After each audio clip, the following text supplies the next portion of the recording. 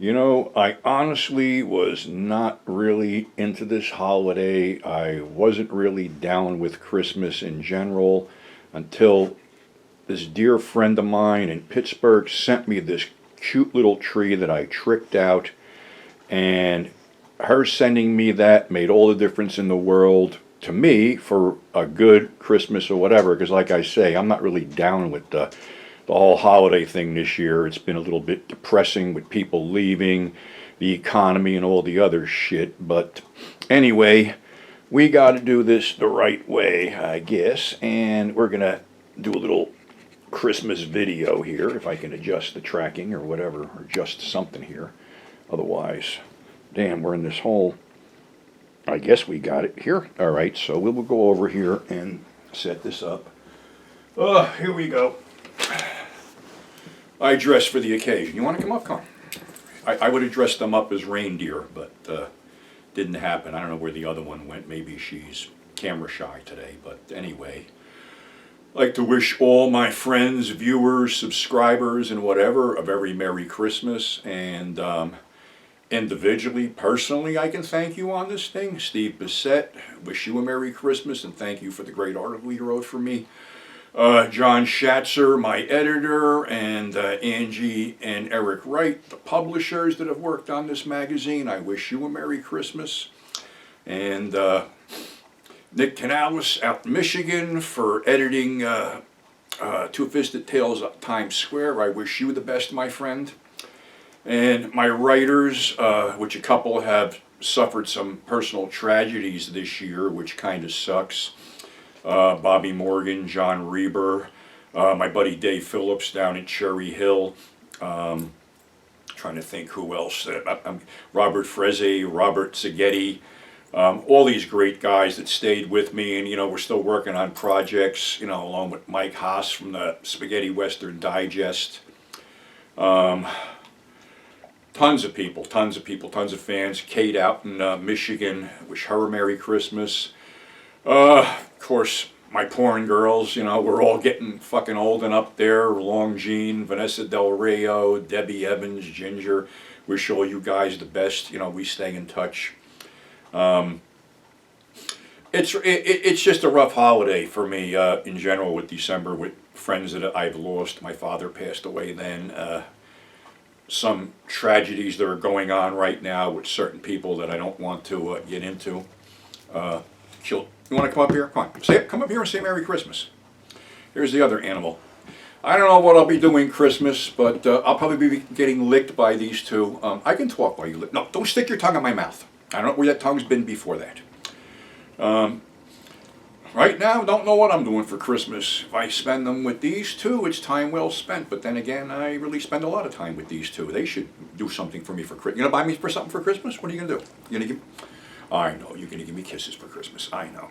I just shaved. You like the aftershave. I don't use any aftershave. Don't stick your tongue in my throat. This is not... Oh, I got another Christmas present here. This came in from a fan and friend from Poughkeepsie. What do you want to smell this? Here. You like this? Here, go ahead. No, you don't like it, huh? Luckily, you don't have dogs that are weed heads. That way they don't bother the weed. But, yeah, it's an anniversary, and especially Merry Christmas to Janet and James Harmon, a.k.a. the Mummy and the Monkey, who are the people who basically conned me into doing this. What do you want? You read this thing? Being annoying.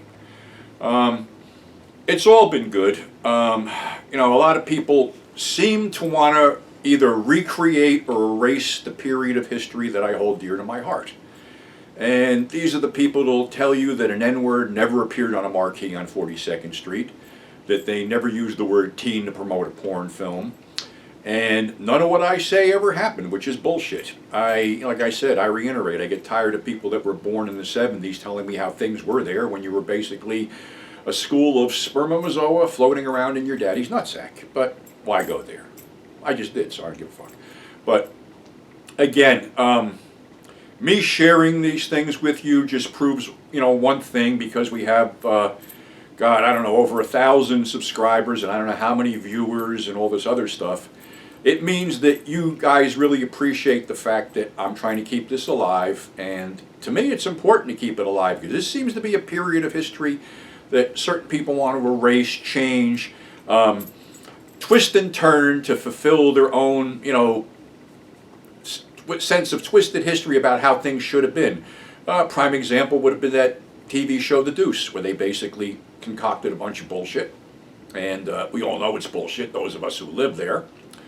But be that as it may, I devoted over 30 years now to being 42nd Street Pete and keeping the memories of that filthy block and the movies that ran there alive, as well as, stories about New York City liquidators, hookers, all kinds of other stuff.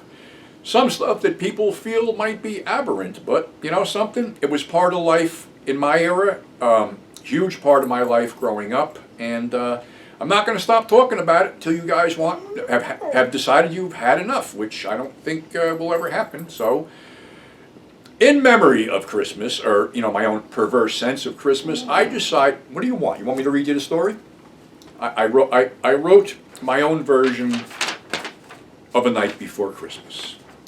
'Twas the night before Christmas, and all through the grindhouse not a creature was stirring, not even a mouse.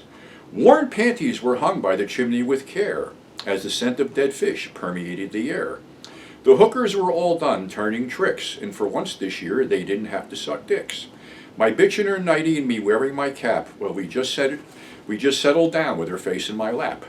Then, out in the alley, there arose such a clatter, my lady looked up, her face dripping with my splatter.